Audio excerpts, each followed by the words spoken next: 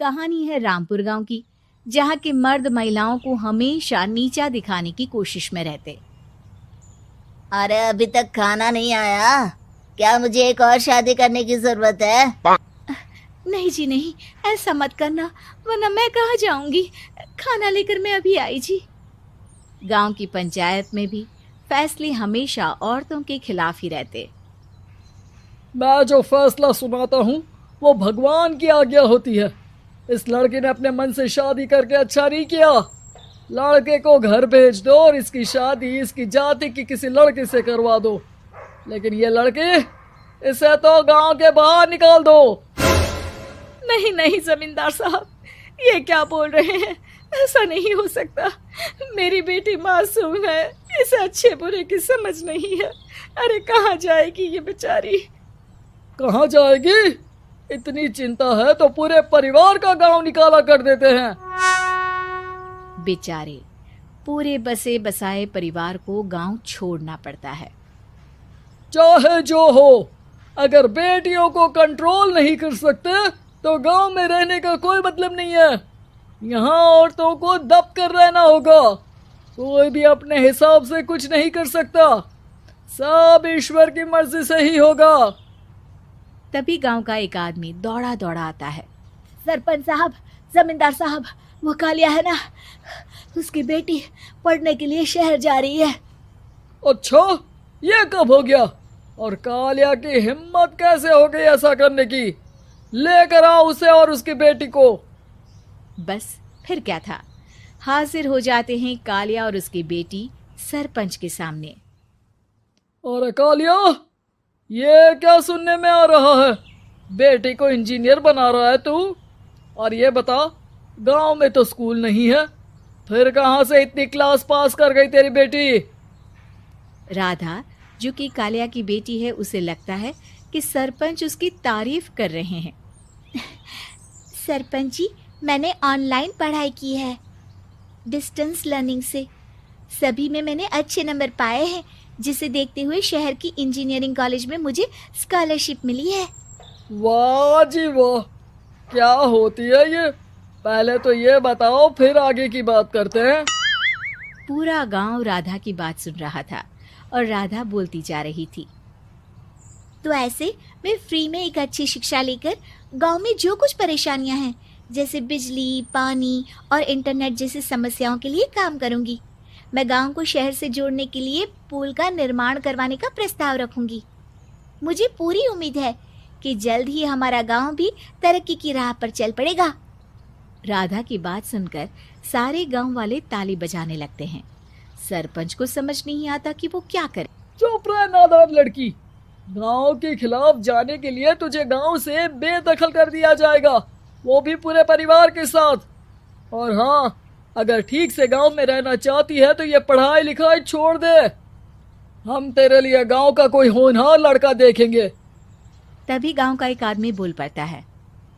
अरे नहीं नहीं सरपंच जी, राधा बिटिया जो बता रही है, अगर वैसा हो जाए तो हम लोगों को पैसा कमाने के लिए बाहर नहीं जाना पड़ेगा। हाँ जी, और ना ही कोसों दूर पानी के लिए भटकना पड़ेगा। हमारे बच्चे भी अच्छी पढ़ाई कर सकेंगे और आगे बढ़ेंगे, ना कि हमारी तरह खेती करते बैठेंगे। क्यों गांव वालों, राधा बिटिया का साथ देना चाहिए ना।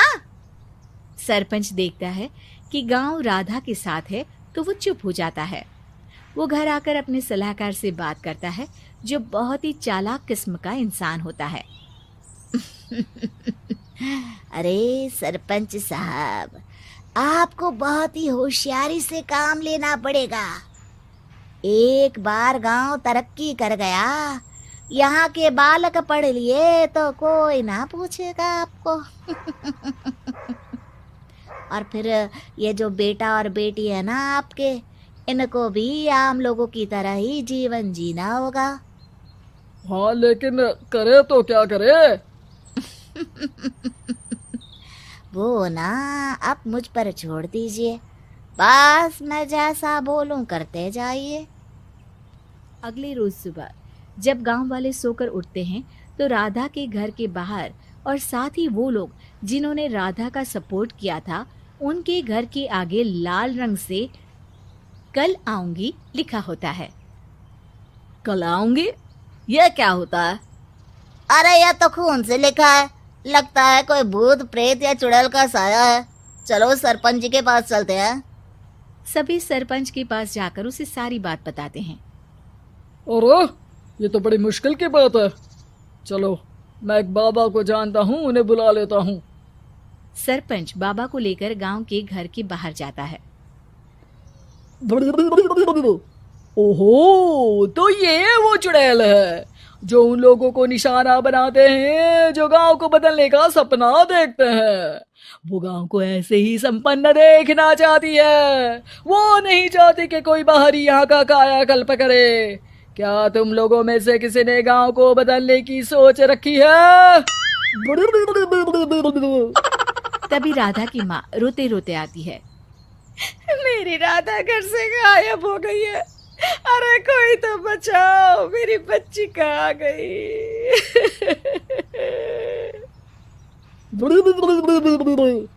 ले गई वो चुड़ैल, तेरी बच्ची को ले गई। अब वो उसे श्रापित करके छोड़ेगी, उस पर चुड़ैल का साया हो जाएगा। तभी बुरी सी हालत में राधा भी वहां आ जाती है। उसके बाल चुड़ैल की तरह फैले होते हैं और कपड़ों में खून लगा होता है। सभी राधा को देखकर डर जाते हैं। माँ, पता नहीं मुझे कौन उठा कर ले गया था। अरे दूर दूर हो जा चुड़ैल, अब हम लोग इस गांव में नहीं रुकेंगे। अरे कैसी बातें कर रहे हैं आप? कल तो आप मेरे भरोसे गांव का हुलिया बदलने, अपने बच्चों को पढ़ाने और तरक्की उन्नति की बात कर रहे थे, तो आज क्या हो गया आपको? ये फिर तुम लोगों को बहकाएगी। ये चुड़ैल गांव में आ चुकी है, ऐसे ही ये तुम्हारे घर के बच्चों को भी ले जाएगी। गांव वाले राधा को गांव से बाहर निकाल देते हैं। उसके माँ बाप रोते रहते हैं, लेकिन गांव वाले नहीं मानते।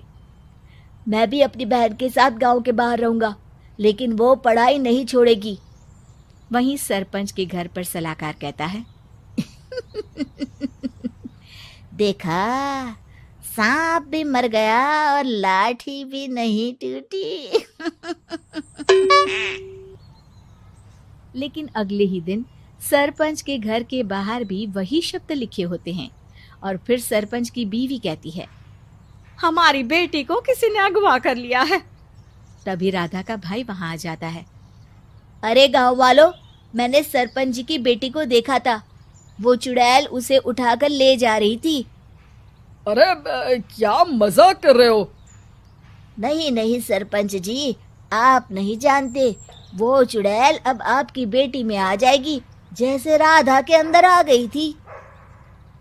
तभी सरपंच की बेटी वैसी ही हालत में वहां आती है जैसे राधा आई थी। पापा, पता नहीं कैसे मैं गायब हो गई थी। चुड़ैल, इसके अंदर भी चुड़ैल का साया है, मारो इसे।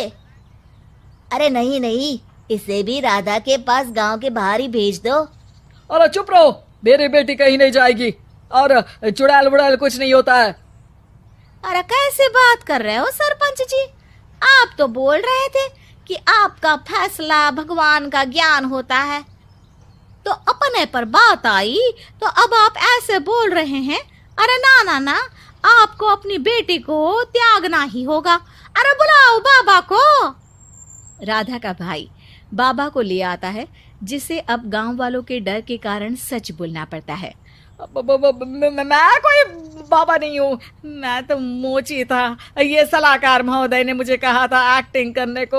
अब वो मुझे पैसे देने वाले हैं। अब मुझे माफ कर दो। गलती हो गई, मुझे माफ कर दो। तभी वहां राधा आ जाती है। देखा सरपंच जी, जब गांव के बच्चे साक्षर होंगे तो आप जैसे लोगों की चालाकी नहीं चलेगी।